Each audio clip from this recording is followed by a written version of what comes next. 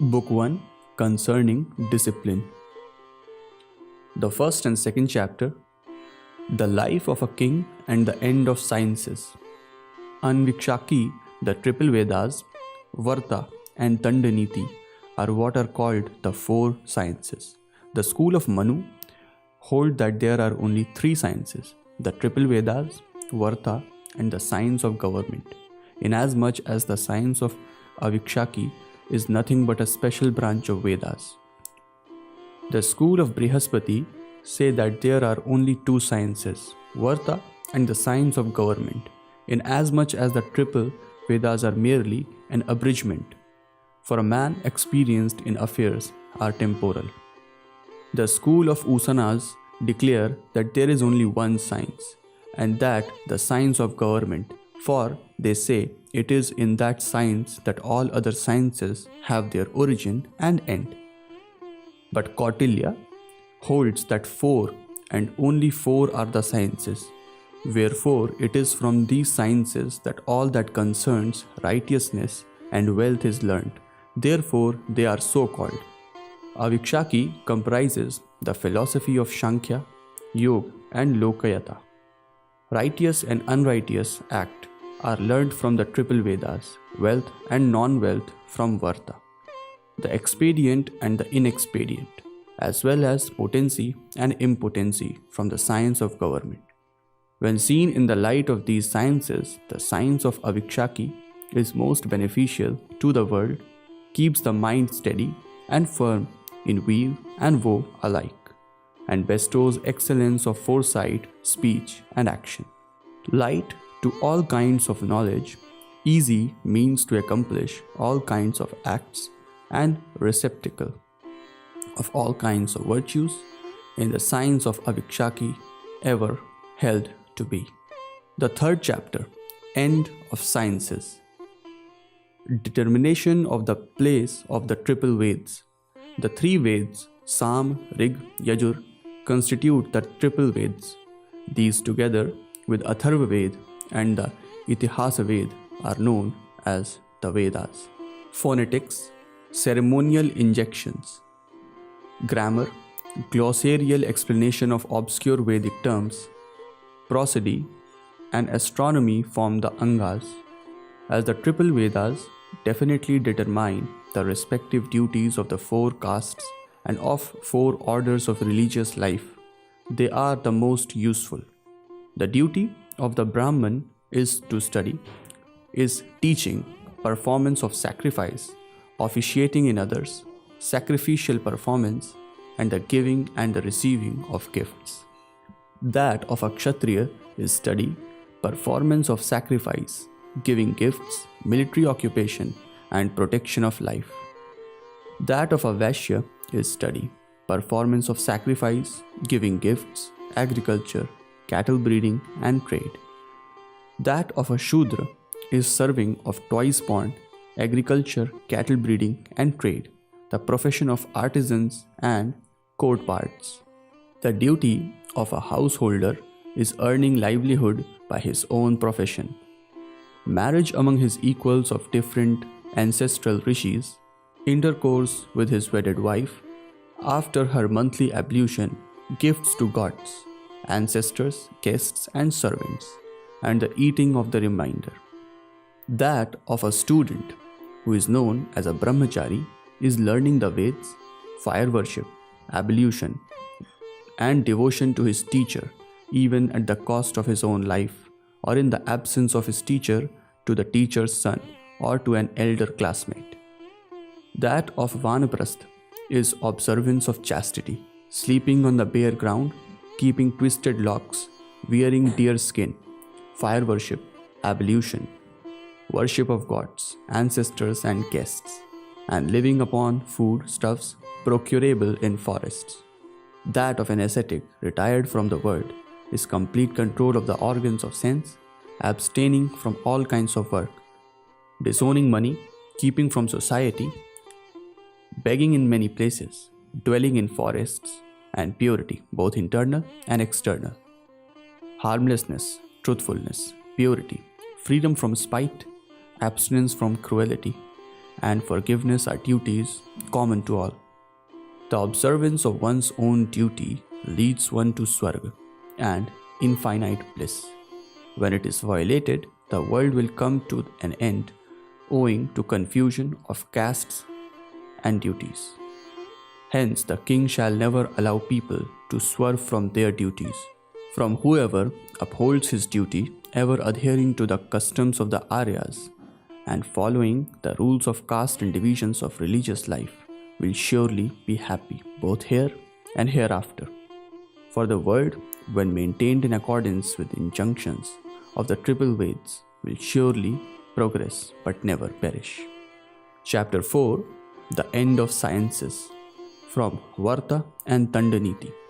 Agriculture, cattle breeding, and trade constitute Varta. It is most useful in that it brings in grains, cattle, gold, forest produce, and free labor. It is by the means of treasury and army, obtained solely through Varta, that the king can hold under his control both his and his enemy's party. That scepter on which the well-being and progress of the sciences of Anvikakshi, the triple Veds, the Varta, depend is known as Danda, meaning punishment. That which treats of Danda is the law of punishment or science of government, also known as Dandaniti. It is a means to make accusations, to keep them secure, to improve them, and to distribute among the deserved the profits of improvement. It is on this science of government that the course of the progress of the world depends. Hence, say my teacher, whoever is desirous of the progress of the world shall ever hold the scepter raised. Never can there be a better instrument than the scepter to bring people under control. No, says Kautilya, for whoever imposes severe punishment becomes repulsive to the people, while he who awards mild punishments becomes compatible. But whoever imposes punishment as deserved becomes respectable. For punishment, when awarded with due consideration, makes the people devoted to righteousness and to works productive of wealth and enjoyment. While punishment, when ill awarded under the influence of greed and anger, or owing to ignorance, excites fury even among hermits and ascetics dwelling in forests, not to speak of householders. But when the law of punishment is kept in abeyance, it gives rise to much disorder, as is implied in the proverb of fishes. For in the absence of magistrate, the strong will swallow the weak, but under his protection, the weak resist the strong. This people, consisting of 4 castes and 4 orders of religious life, when governed by king with his scepter, will keep to their respective paths, ever devotedly adhering to their respective duties and occupations. Chapter 5, Association with the Aged. Hence the first 3 sciences are dependent for their well-being on the science of government, Dand, punishment, which alone can procure safety and security of life in its term, dependent on discipline. Discipline is of 2 kinds, artificial and natural. For instruction can render only a docile being comfortable to the rules of discipline and not an undocile being. The study of sciences can tame only those who are possessed of such mental faculties as obedience, hearing, grasping, retentive memory, discrimination, inference, and deliberation, but not others devoid of such faculties. Sciences shall be studied and their precepts strictly observed under the authority of specialist teachers. Having undergone the ceremony of tonsure, the study shall learn the alphabet and arithmetic. After investiture, the sacred thread, he shall study the triple Veds, the science of Avikshaki, under teachers of acknowledged authority, the science of Varta under government superintendents, and the science of Dandaniti under theoretical and practical politicians. He shall observe celibacy till he becomes 16 years old. Then he shall observe ceremony of tonsure and marry. In view of maintaining efficient discipline, he shall ever and invariably keep company with aged professors of sciences in whom alone discipline has its firm root. He shall spend the forenoon in receiving lessons in military arts concerning elephants, horses, chariots, and weapons, under the afternoon in hearing the itihas. Puran, Itvritta meaning history, Akhyayika, the tales, Udaharan, illustrative stories, Dharmashastra, the Arthashastra, are itihas. During the rest of the day and night, he shall not only receive new lessons and revise old lessons, but also hear over again who has not been clearly understood. For from hearing ensues knowledge, from knowledge steady application is possible, and from application self-possession is possible. This is what is meant by efficiency of learning. The king who is well educated and disciplined in sciences, devoted to good government of his subjects, and bent on doing good to all people, will enjoy the earth unopposed.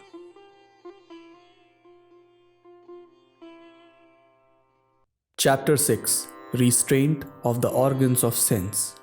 The shaking off of the aggregate of the six enemies. Restraint of the organs of sense, on which success in study and discipline depends, can be enforced by abandoning lust, anger, greed, vanity, haughtiness, and overjoy. Absence of discrepancy in the perception of sound, touch, color, flavor, and scent by means of the ear, the skin, the eyes, the tongue, and the nose is what is meant by the restraint of the organs of sense. Strict observance of the precepts of science also means the same, for the sole aim of all the sciences is nothing but restraint of the organs of sense. Whosoever is of reverse character, whoever has not his organs of sense under his control, will soon perish, though possessed of the whole earth bounded by the four quarters. For example, Bhoj, known also by the name Dandakya, making a lascivious attempt on a Brahmin maiden, perished along with his kingdom and relations. So also Karla and Vedeha, likewise Janamjaya, and the influencer of anger against Brahmins, as well as Talajangha against the family of Bhrigus. Ela, in his attempt under the influence of greed to make exactions from Brahmins, as well as Ajabindu and Savira. Ravan, unwilling under the influence of vanity to restore a stranger's wife, as well as Duryodhan to part with the position of his kingdom. Dambhodbhava, as well as Arjun of Hei dynasty, being so haughty as to despise all people. Vatapi, in his attempt under the influence of overjoy to attack Agastya, as well as the corporation of the Vrishnis in their attempt against Dvaipayana. Thus, these and other several kings, falling a prey to the aggregate of the six enemies, and having failed to restrain their organs of sense, perished together with their kingdom and relations. Having driven out the aggregate of the six enemies, as well as Ambarisha of Jamadagnya, famous for his restraint of the organs of sense, Nabhaga long enjoyed the earth. Chapter 7. Restraint of the organs of sense. The life of a saintly king. Hence, by overthrowing the aggregate of the six enemies, he shall restrain the organs of sense, acquire wisdom by keeping company with the aged, see through his spies, establish safety and security by being ever active, maintain his subjects in the observance of their respective duties by exercising authority, keep up his personal discipline by receiving lessons in the sciences, and endear himself to the people by bringing them in contact with wealth and doing good to them. Thus, with his organs of sense under his control, he shall keep away from hurting the women and property of others. Avoid not only lustfulness, even in dream, but also falsehood, haughtiness, and evil proclivities, and keep away from unrighteous and uneconomical transactions. Not violating righteousness and economy, he shall enjoy his desires. He shall never be devoid of happiness. He may enjoy in an equal degree the three pursuits of life: charity, wealth, and desire, which are interdependent upon each other. Any one of these three, when enjoyed to an excess, hurts not only the other two, but also itself. Kautilya holds that wealth and wealth alone is important, inasmuch as charity and desire depend upon wealth for their realization. Those teachers and ministers who keep him from falling a prey to dangers, and who, by striking the hours of the day as determined by measuring shadows, warn him of his careless proceedings, even in secret, shall invariably be respected. Sovereignty, in Hindi, Rajatwa, is possible only with assistance. A single wheel can never move. Hence, he shall employ ministers and hear their opinion. Chapter 8: Creation of Ministers. The king, says Bharadwaj, shall employ his classmates as his ministers, for they can be trusted by him inasmuch as he has personal knowledge of their honesty and capacity. No, says Visalaksh, for as they have been his playmates as well, they would despise him, but he shall employ as ministers those whose secrets, possessed of in common, are well known to him. Possessed of habits and defects in common with the king, they would never hurt him lest he would betray their secrets. Common is this fear, says Parasar. Under the control of as many persons as are made aware by the king of his secrets, might he place himself in all humility by that disclosure. Hence, he shall employ as ministers those who have proved faithful to him under difficulties fatal to life and are of tried devotion. No, says Pisuna, for this is devotion, but not intelligence. He shall appoint as ministers those who, when employed as financial ministers, show as much as or more than the fixed revenue and are thus of tried ability. No, says Kaunapadanta, for such persons are devoid of other ministerial qualifications. He shall therefore employ as ministers those whose fathers and grandfathers had been ministers before. Such persons, in virtue of their knowledge of past events and of an established relationship with the king, will, though offended, never desert him. For such faithfulness is seen even among dumb animals. Cows, for example, stand aside from strange cows and ever keep company with the accustomed herds. No, says Vatavyadhi, for such persons, having acquired complete dominion over the king, begin to play themselves as the king. Hence, he shall employ as ministers such new persons as are proficient in the science of polity. It is such new persons who will regard the king as the real scepter bearer and dare not offend him. No, says the son of Bahudanti, for a man possessed of only theoretical knowledge and having no experience of practical politics is likely to commit serious blunders when engaged in actual works. Hence, he shall employ as ministers such as are born of high family and possessed of wisdom, purity of purpose, bravery and loyal feelings, inasmuch as ministerial appointments shall purely depend on qualifications. This, says Kautilya, is satisfactory in all respects, for a man's ability is inferred from his capacity shown in work, and in accordance in difference in the working capacity.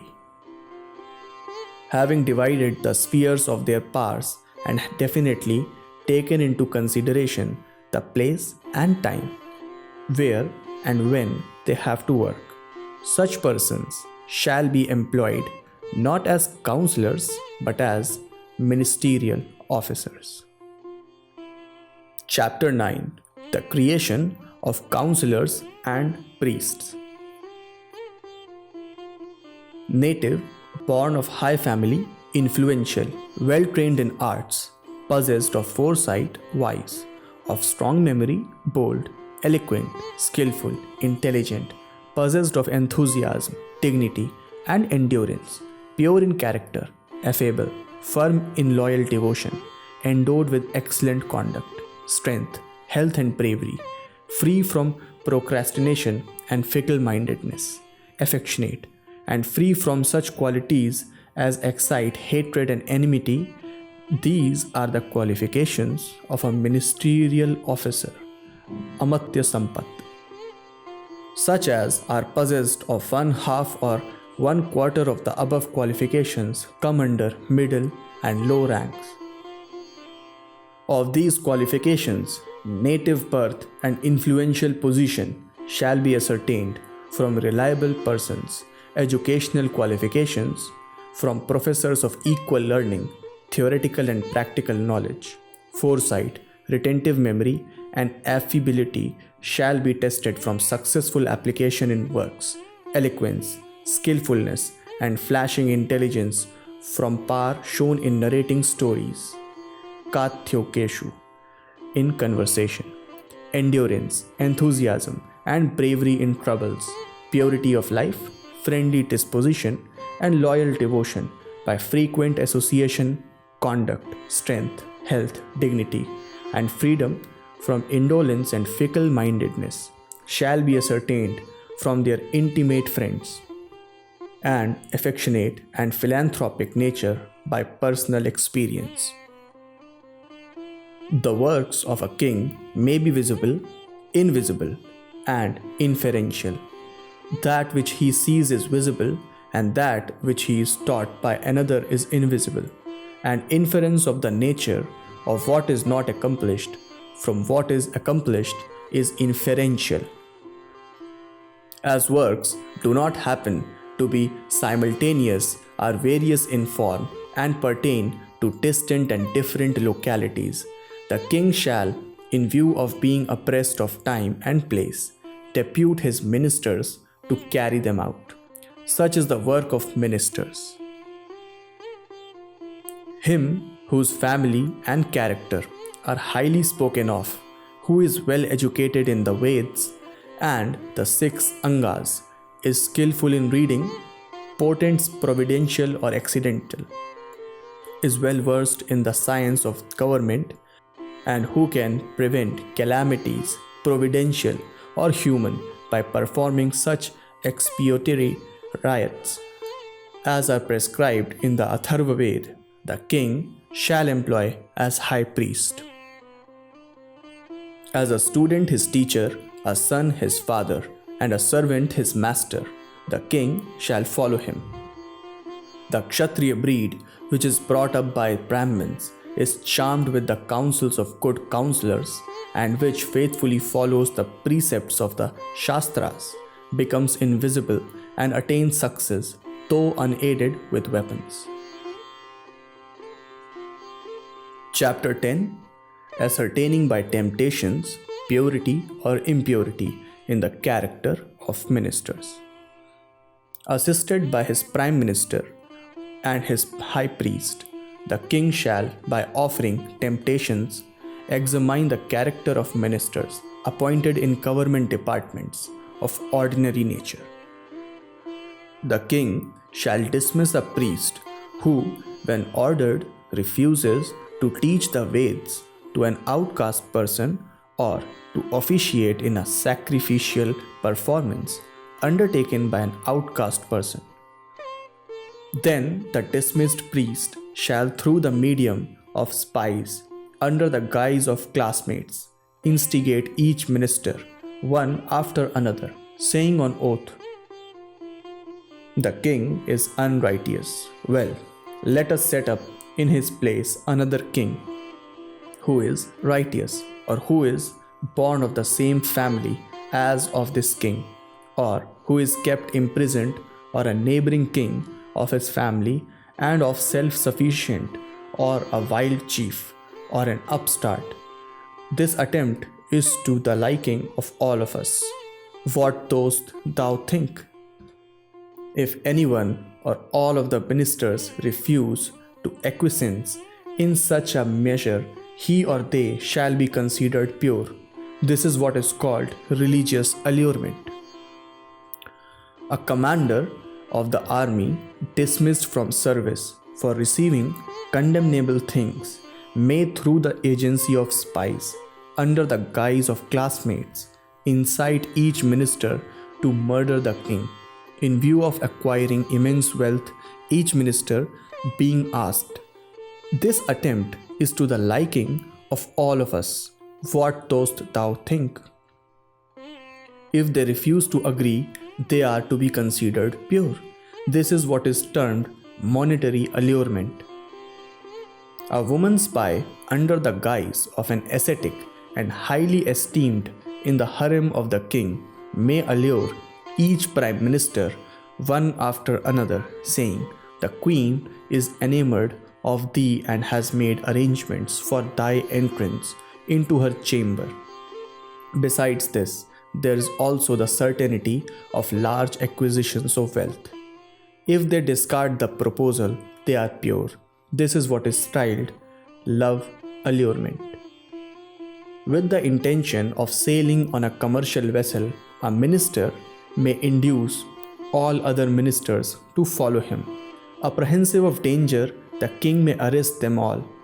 A spy, under the guise of a fraudulent disciple pretending to have suffered imprisonment, may incite each of the ministers, thus deprived of wealth and rank, saying, "The king has betaken himself to be an unwise course. Well, having murdered him, let us put another instead.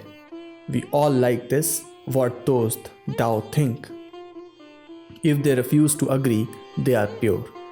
That is what is termed allurement under fear.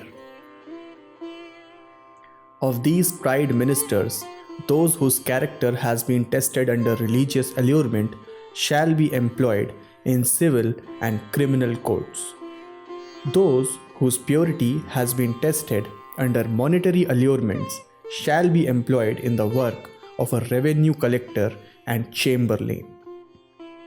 Those who have been tried under love allurements shall be appointed to superintend the pleasure grounds, both external and internal.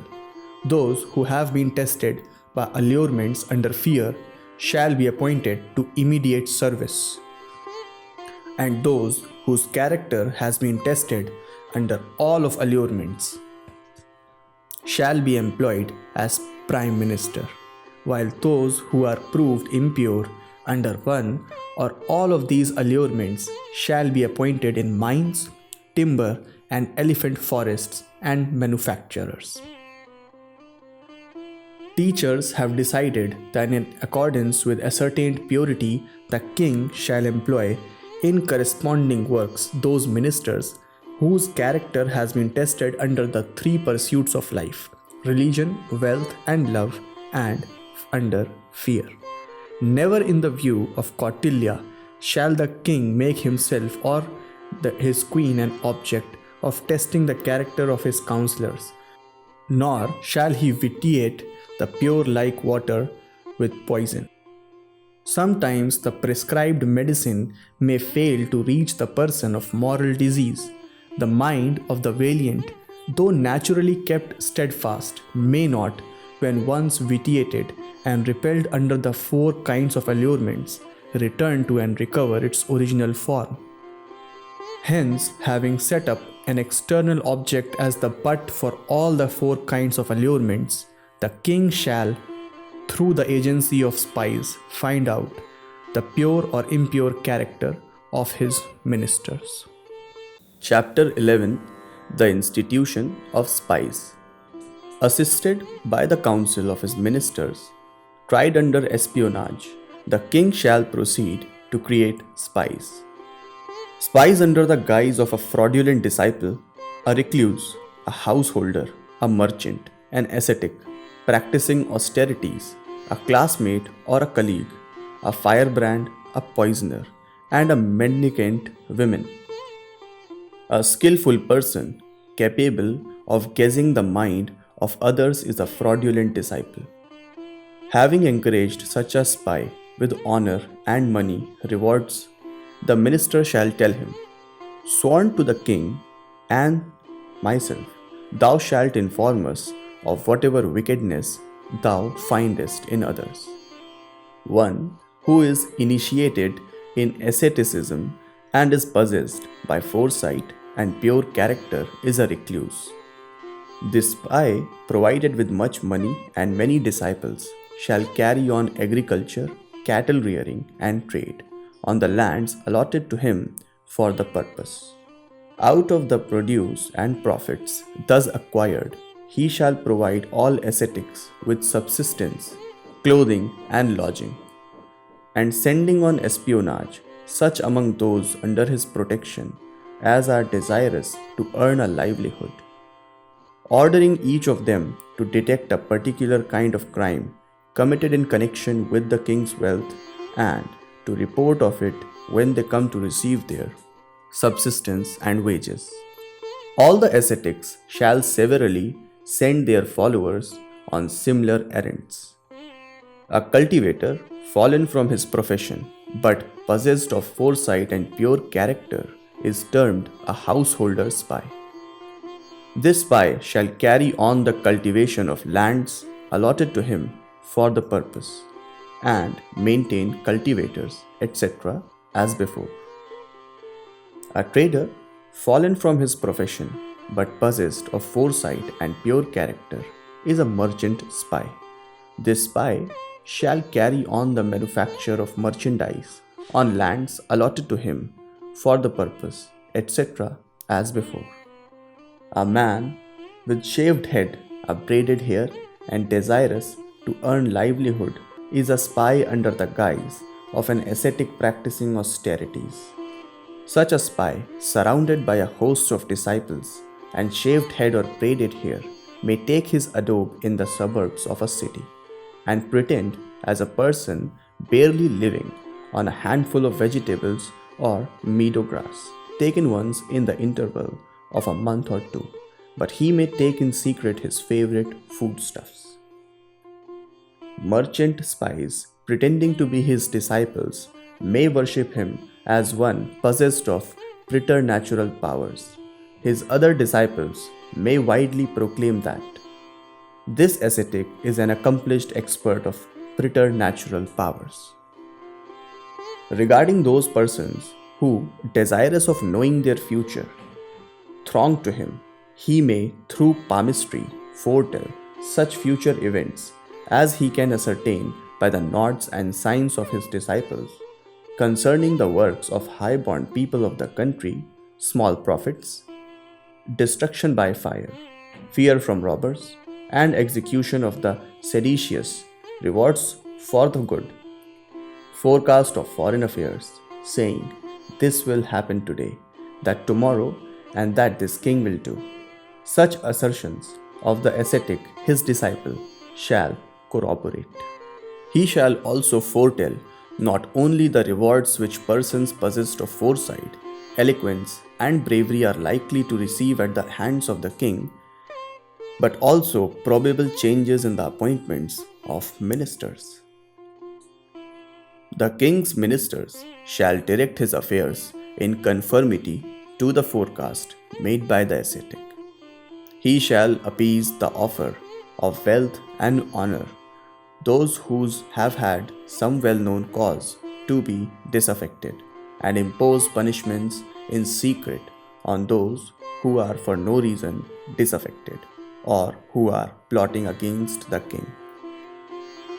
Honored by the king with awards of money and titles, these 5 institutions of espionage, samstha, shall ascertain the purity of character of the king's servants. Chapter 12, Institution of the Spies. Creation of wandering spies. Those orphans who are to be necessarily fed by the state and are put to study science, palmistry, sorcery, the duties of the various orders of religious life, legerdemain, and the reading of omens and augury are classmate spies or spies learning by social intercourse. Such brave desperadoes of the country who, reckless of their own life, confront elephants or tigers in fight mainly for the purpose of earning money are termed firebrands or fiery spies. Those who have no trace of filial affection left in them and who are very cruel and indolent are poisoners. A poor widow of Brahman caste, very clever and desirous to earn her livelihood in a women ascetic, is parivrajika. Honored in the king's harem, such a woman shall frequent the residences of the king's prime ministers. The same rule shall apply to women with shaved head, as well as those of Shudra caste.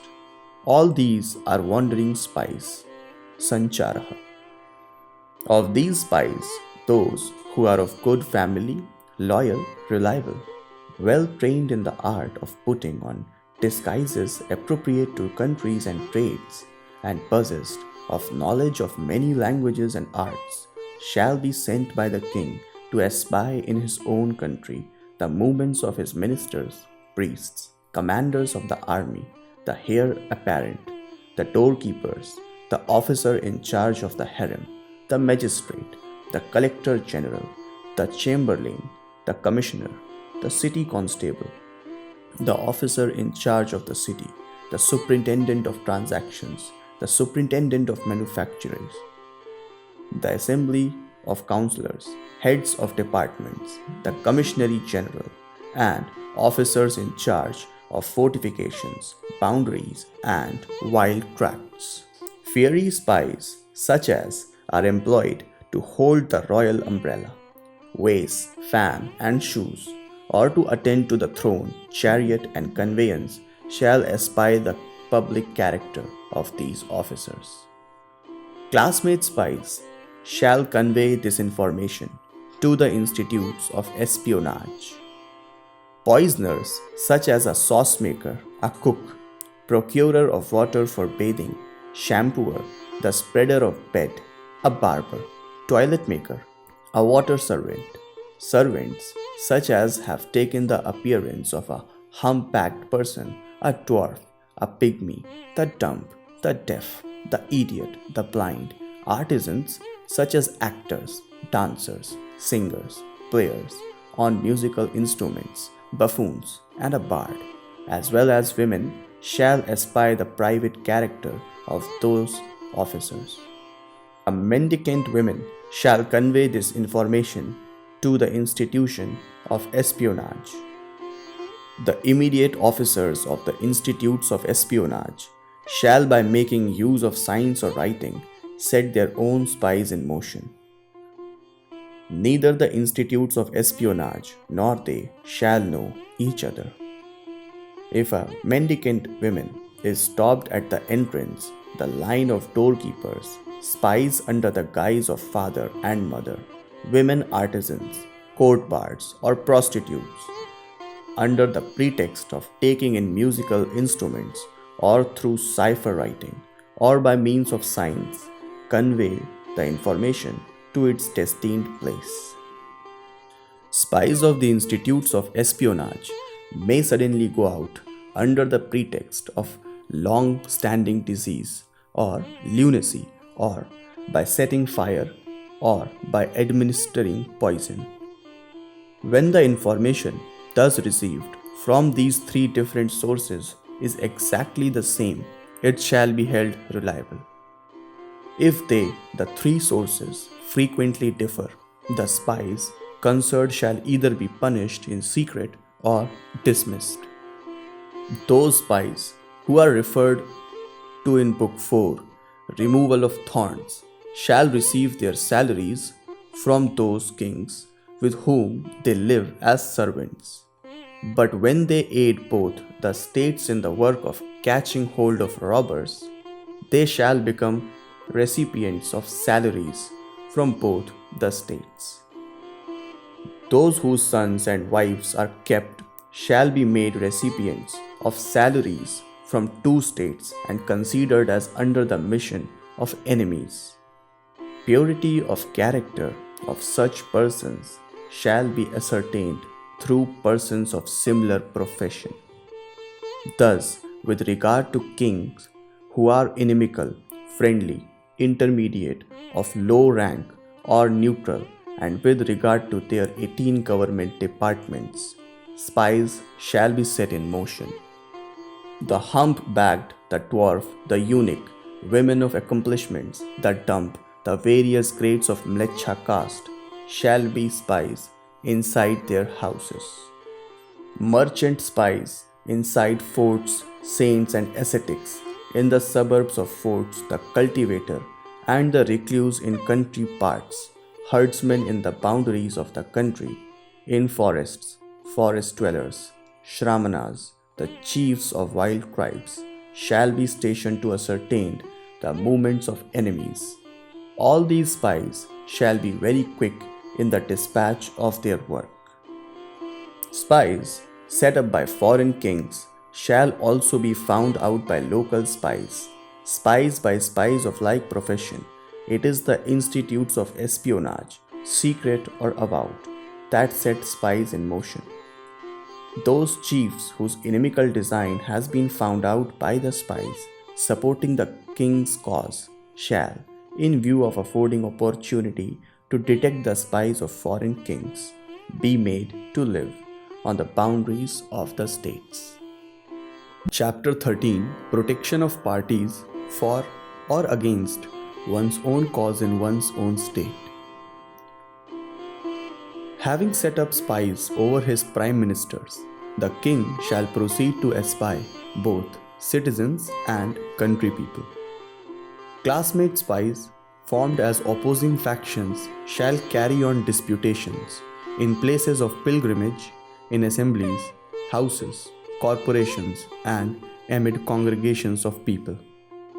One spy may say, the king is said to be endowed with all desirable qualities. He seems to be a stranger to such tendencies as would lead him to oppress citizens and country people by levying heavy fines and taxes. Against those who seem to commend this opinion, another spy may interrupt the speaker and say, people suffering from anarchy, as illustrated by the proverbial tendency of a large fish swallowing a small one, first elected Manu, the Vaivasvata, to be their king, the allotted 1/6 of the grains, grown, and 1/10 of merchandise as sovereign dues. Fed by this payment, kings took upon themselves the responsibility of maintaining the safety and security of their subjects, and of being answerable for the sins of their subjects when the principle of levying just punishments and taxes has been violated. Hence, hermits too provide the king with 1/6 of the grains gleaned by them, thinking that it is a tax payable to him who protects us. It is the king in whom the duties of both Indra and Yam are blended, and he is visible dispenser of punishments and rewards. Whoever disregards kings will be visited with divine punishments too. Hence, kings shall be despised. Thus, treacherous opponents of sovereignty shall be silenced. Spies shall also know the rumors prevalent in the state. Spies with shaved heads or braided hair shall ascertain whether there prevails content or discontent among those who live upon the grains, cattle, and gold of the king, among those who supply the same in weal or woe, those who keep under restraint a disaffected relative of the king or a rebellious district, as well as those who drive away an invading enemy or a wild tribe. The greater the contentment of such persons, the more shall be the honor shown to them, while those who are disaffected shall be ingratiated by rewards or conciliation, or dissension may be sown among them so that they may alienate themselves from each other, from a neighboring enemy, from a wild tribe, or from a banished or imprisoned prince. Those who are inebriated with feelings of enmity may be put down by punishment in secret or by making them incur the displeasure of the whole country. Or having taken the sons and wives of such treacherous person under state protection, they may be made to live lives in mines, lest they may afford shelter to enemies. Those that are angry, those that are greedy, those that are alarmed, as well as those that despise the king, are the instruments of enemies. Spies under the guise of astrologers and tellers of omens and augury shall ascertain the relationship of such persons with each other and with foreign kings.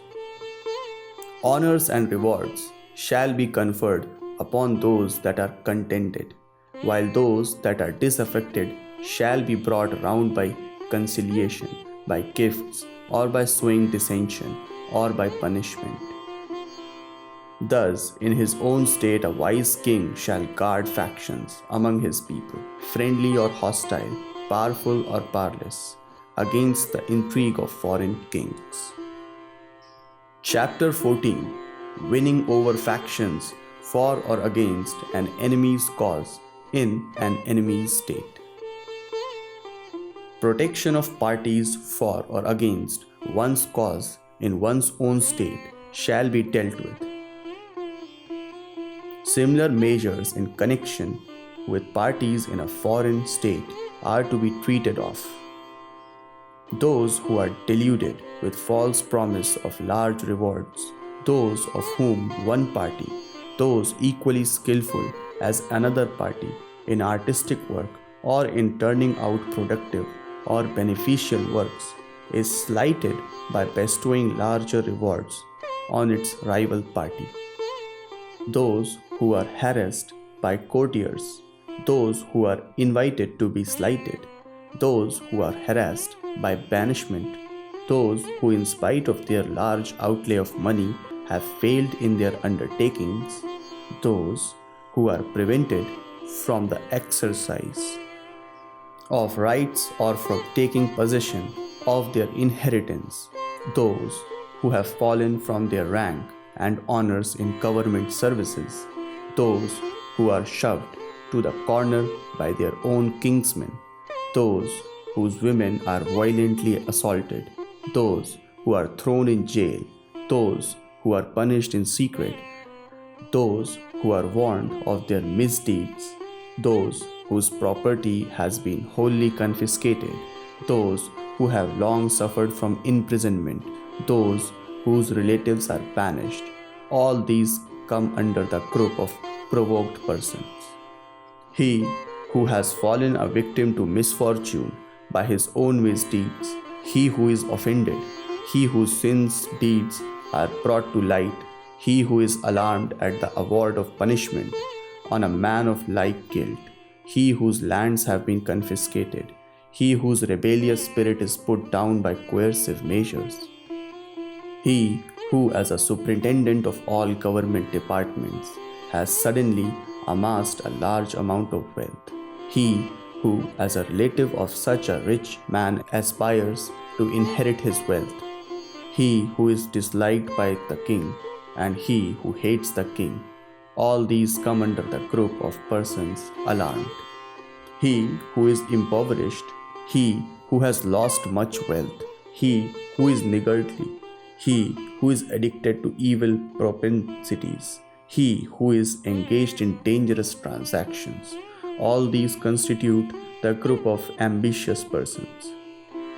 he who is self-sufficient, he who is fond of honors, he who is intolerant of his rival's honor, he who is esteemed low, he who is of fiery spirit, he who is foolhardy, as well as he who is not content with what he has been enjoying, all these come under the group of haughty persons. Of these, he who clings to a particular faction shall be so deluded by spies with shaved head or braided hair as to believe that he is intriguing with the party. Partisans under provocation, for example, may be won over by telling that just an elephant in rut and mounted over by a driver under intoxication tramples under its foot whatever it comes across. So this king, disposed of the eye of science, blindly attempts to oppose both citizens and country people. It is possible to restrain him by setting up a rival elephant against him. So have forbearance enough. Likewise, alarmed persons may be won over by telling that just as a hidden snake bites and emits poison over whatever alarms it, so this king, apprehensive of danger from thee, will ere long emit the poison of his resentment on thee, so thou mayest better go elsewhere. Similarly, ambitious persons may be won over by telling that just as a cow reared by dog keepers gives milks to dogs, but not to Brahmins, so this king gives milk to those who are devoid of valor, foresight, eloquence, and bravery, but not to those who are possessed of noble character, so the other king who is possessed of power to discriminate men from men may be quoted.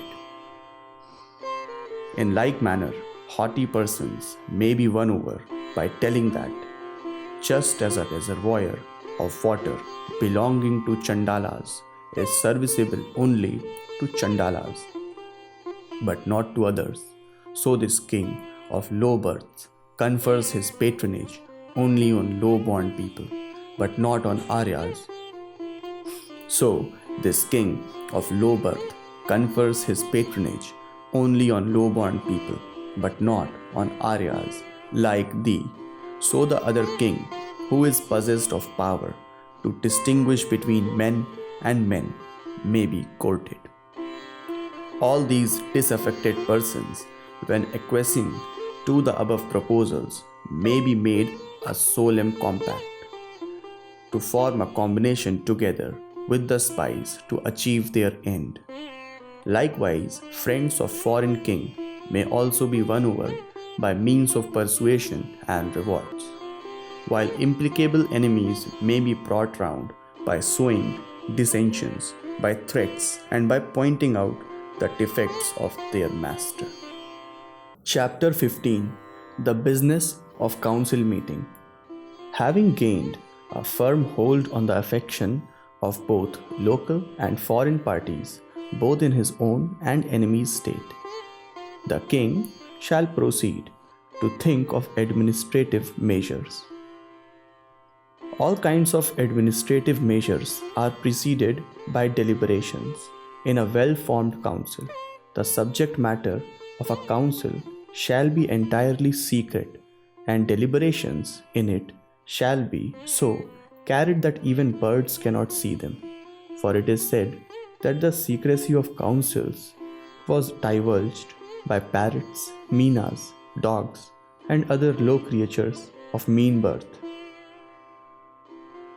Hence, without providing himself with sufficient safeguard against disclosure, he shall never enter into deliberations in a council. Whoever discloses councils shall be torn to pieces. The disclosure of councils may be detected by observing changes in the attitude and countenance of envoys, ministers, and masters. Change in conduct is change in attitude. Maintenance of the secrecy of a council matter and keeping guard over officers that have taken part in the deliberation over it till the time of starting the work so considered approaches. Carelessness, intoxication, talking in sleep, love, and other evil habits of counselors are the causes of the betrayals of counsels. Whoever is of hidden nature or is disregarded will disclose counsels. Hence, steps shall be taken to safeguard counsels against such dangers. Disclosure of counsels is advantageous to persons other than the king and his officers. Hence, says Bharadwaj, the king shall singly deliberate over secret matters, for ministers have their own ministers, and these latter some of their own. This kind of successive line of ministers tends to the disclosure of counsels. Hence, no outside person shall know anything of the work while the king has in view. Only those who are employed to carry it out shall know it, either when it is begun or when accomplished. No deliberation, says Visalaksha, made by a single person will be successful. The nature of the work which a foreign has to do is to be inferred from the consideration of both the visible and invisible causes. The perception of what is not or cannot be seen, the conclusive decision of whatever is seen, the clearance of doubts as to whatever is susceptible of two opinions, and the inference of the whole when only a party is seen. All this is possible of decision only by ministers.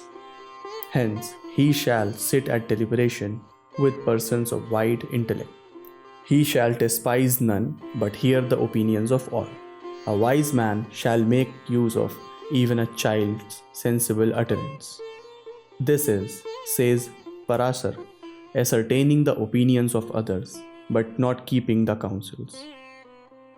He shall ask his ministers for their opinion on a work similar to the one he has in view, telling them that this is the work. It happened thus. What is to be done if it will turn out thus? And he shall do as they decide. If it is done thus, both the ascertainment of opinions and maintenance of secrecy can be attained. Not so, says Pisuna, for ministers, when called for their opinions regarding a distant undertaking, or an accomplished or an unaccomplished work, either approach the subject with indifference or give their opinions half-heartedly. This is a serious defect.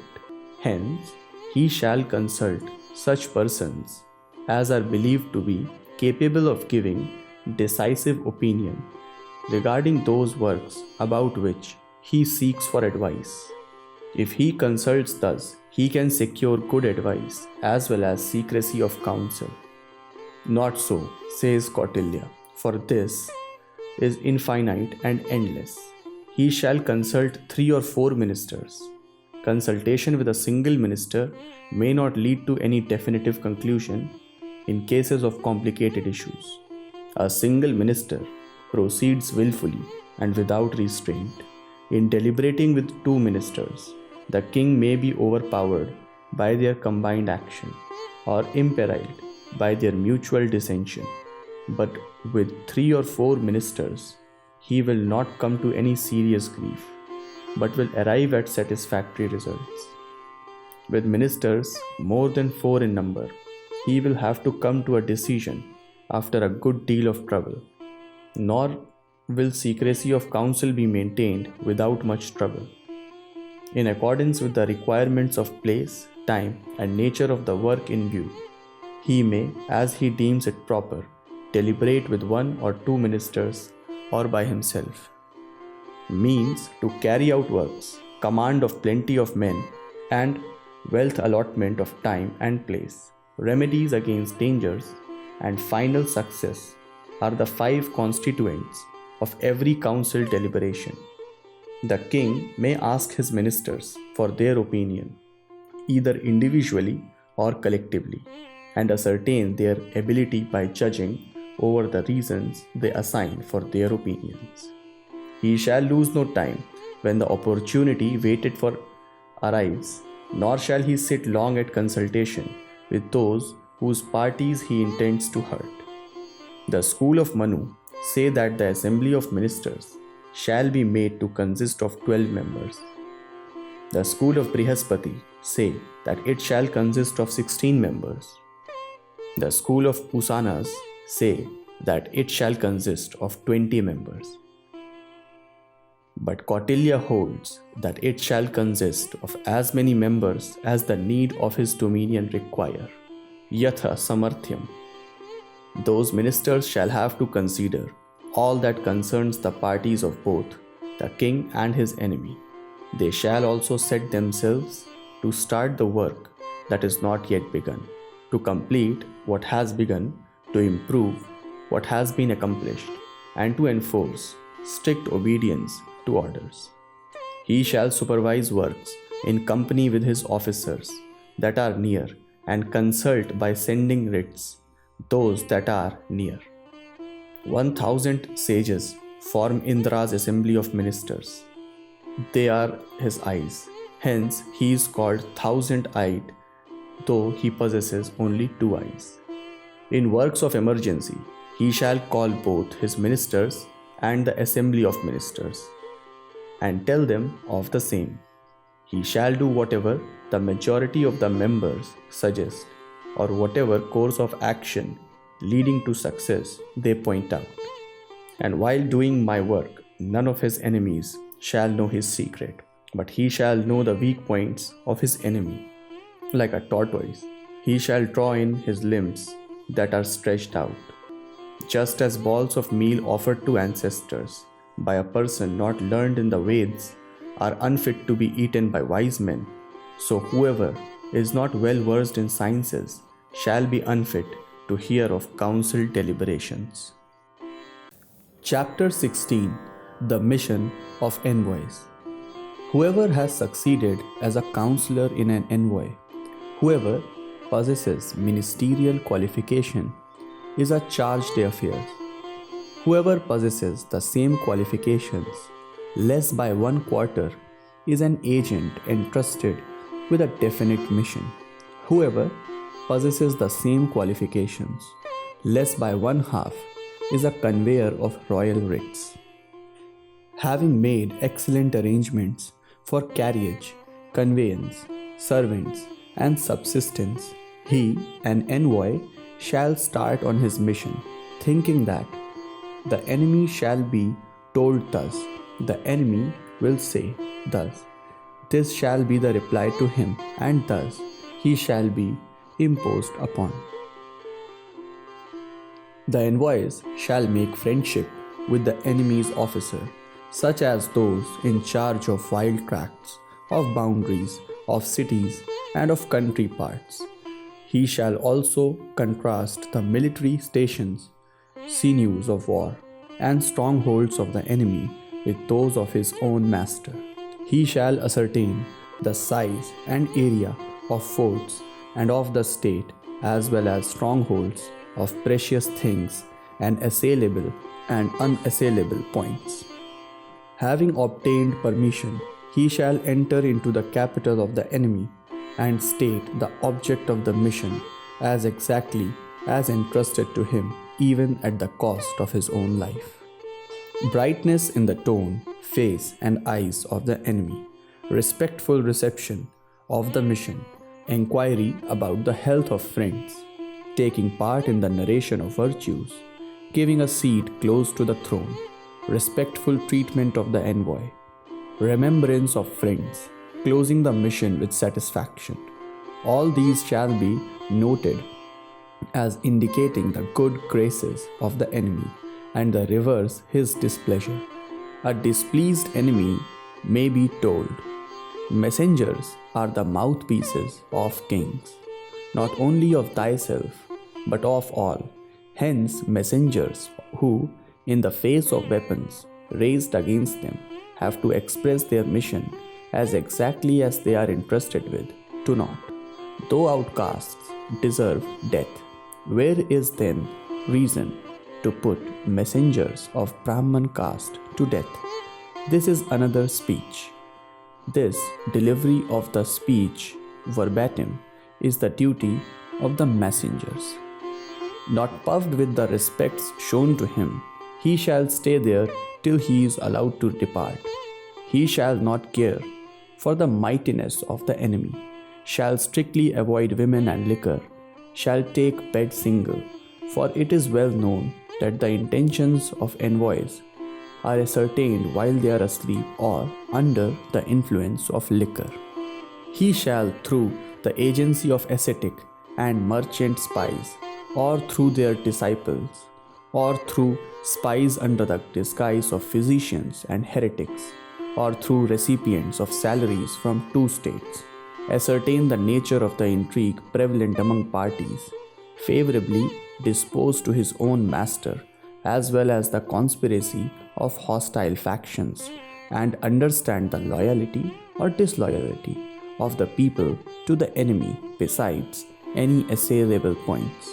If there is no possibility of carrying on any such conversation, he may try to gather such information by observing the talk of beggars, intoxicated and insane persons, or persons babbling in sleep, or by observing the signs made in places of pilgrimage and temples, or by deciphering paintings and secret writings. Whatever information he thus gathers, he shall try to test by intrigues. He shall not check the estimate which the enemy makes of the elements of sovereignty of his own master, but he shall only say in reply, "All is known to thee," nor shall he disclose the means of employed to achieve an end in view. If he has not succeeded in his mission, but is still detained, he shall proceed to infer thus: whether seeing the imminent danger into which my master is likely to fall, and desirous of averting his own danger, whether in view of inciting against my master an enemy threatening in the rear, or a king whose dominion in the rear is separated by other intervening states, whether in view of causing internal rebellion in my master's state, or of inciting a wild chief against my master, whether in view of destroying my master by employing a friend or a king whose dominion stretches out in the rear of my master's state, whether the intention of averting the internal trouble in his own state, or of preventing a foreign invasion or the inroads of a wild chief, whether in view of causing the approaching time of my master's expedition to lapse, whether with the desire of collecting raw materials and merchandise, or of repairing his fortifications, or of recruiting a strong army capable to fight, whether waiting for the time and opportunity necessary for the complete training of his own army, or whether in view of making a desirable alliance in order to avert and prevent contempt brought about by his own carelessness, this king detains me thus. Then he may stay or get out as he deems it desirable, or he may demand a speedy settlement of his mission, or having intimated an unfavorable order to the enemy, and pretending apprehension of imprisonment or death, he may return even without permission, otherwise he may be punished. Transmission of missions, maintenance of treaties, issue of ultimatum, gaining of friends, intrigue, sowing dissension among friends, fetching secret foes, carrying away by stealth relative and gems, gathering information about the movements of spies, bravery, breaking of treaties of peace, winning over the favor of the envoy and government officers of the enemy. These are the duties of an envoy. The king shall employ his own envoys to carry on works of the above description, and guard himself against foreign envoys by employing counter envoys, spies, and visible and invisible watchmen. Chapter 17. Protection of Princes. Having secured his own personal safety first from his wives and sons, the king can be in a position to maintain the security of his own kingdom against immediate enemies as well as foreign kings. We shall treat of protection of wives in connection with duties towards the harem. Ever since the birth of princes, the king shall take special care of them. For, says Bharadwaj, princes, like crabs, have a notorious tendency of eating up their begetter. When they are wanting in filial affection, they shall better be punished in secret. This is, says Vaishalaka, cruelty, destruction of fortune, and extirpation of the seed of the race of Kshatris. Hence, it is better to keep them under guard in a definite place. This, says the school of Parasar, is akin to the fear from lurking snake. For a prince may think that apprehensive of danger, his father has locked him up and may attempt to put his own father on his lap. Hence, it is better to keep a prince under the custody of boundary guards or inside a fort. This, says Pisuna, is akin to the fear of flock of sheep. For after understanding the cause of his rustication, he may avail himself of the opportunity to make an alliance with the boundary guards. Hence, it is better to throw him inside a fort belonging to a foreign king far away from his own state. This, says Konapadanta, is akin to the position of a calf. For just as man milks a cow with the help of its calf, so the foreign king may milk the prince's father. Hence, it is better to make a prince live with his maternal relations. This, says Vatavyadhi, is akin to the position of a flag. For as in the case of Aditi and Kausika, the prince's maternal relations may, unfurling this flag, go on begging. Hence, princes may be suffered to dissipate their lives by sensual excesses, inasmuch as reveling sons do not dislike their indulgent father. This, says Kautilya, is death in life. For no sooner in a royal family with a prince or princess given to dissipation attacked than in perishes like a worm eaten piece of wood. Hence, when the queen attains the age favorable for procreation, priests shall offer to Indra and Brihaspati the requisite oblations. When she is big with a child, and the king shall observe the instructions of midwifery with regard to gestation and delivery. After delivery, the priests shall perform the prescribed purifactory ceremonials. When the prince attains the necessary age, adepts shall train him under proper discipline. Any one of the classmate spies, say Ambhyas, may allure the prince towards hunting, gambling, liquor, and women, and instigate him to attack his own father and snatch the reins of government in his own hands. Another spy shall prevent him from such acts. There can be, says Kautilya, no greater crime or sin than making wicked impressions on an innocent mind, just as a fresh object is stained with whatever it is brought in close association. So a prince with fresh mind is apt to regard as scientific injunctions all that he is told of. Hence, he shall be taught only righteousness and of wealth, but not of unrighteousness and of non-wealth. Classmate spies shall be so courteous towards him as to say, "Thine are we." When under the temptation of youth, he turns his eyes towards women, impure women under the disguise of Aryas, shall at night and in lonely places terrify him. When fond of liquor, he shall be terrified by making him drink as much as is adulterated with narcotics. When fond of gambling, he shall be terrified by spies under the disguise of fraudulent persons. When fond of hunting, he shall be terrified by spies under the disguise of highway robbers. And when desirous of attacking his own father, he shall, under the pretense of compliance gradually persuaded of the evil consequences of such attempts by telling, "A king is not made by a mere wish. Failure of thy attempt will bring about thy own death. Success makes thee fall into hell and cause the people to lament and destroy the only clod." When a king has an only son who is either devoid of worldly pleasures or is a favorite child, the king may keep him under chains. If a king has many sons, he may send some of them to where there is no heir apparent, nor a child either just born or is in the embryo. When a prince is possessed of good and amicable qualities, he may be made the commander-in-chief or installed as heir apparent. Sons are of three kinds: those of sharp intelligence, those of stagnant intelligence, and those of perverted mind.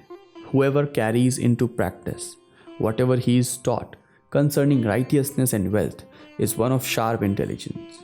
Whoever never carries into practice the good instructions he has imbibed is one of stagnant intelligence. And whoever entangles himself in dangers and hates righteousness and wealth is one of perverted mind. If a king has an only son, attempts shall be made to procreating a son to him, or sons may be begotten on his daughters. When a king is too old or diseased, he may appoint a maternal relation or a blood relation of his own or any of the neighboring kings possessed of good and amicable qualities to sow the seed in his own field, kshetra bijam, to beget a son on his wife. But never shall a wicked and an only son be installed on the royal throne. A royal father, who is the only prop for many people, shall be favorably disposed towards his son, except in dangers. Sovereignty, failing to the lot of the eldest, is always respected. Sovereignty may sometimes be the property of a clan, for the corporation of clans is invincible in its nature, and being free from the calamities of anarchy can have a permanent existence on earth.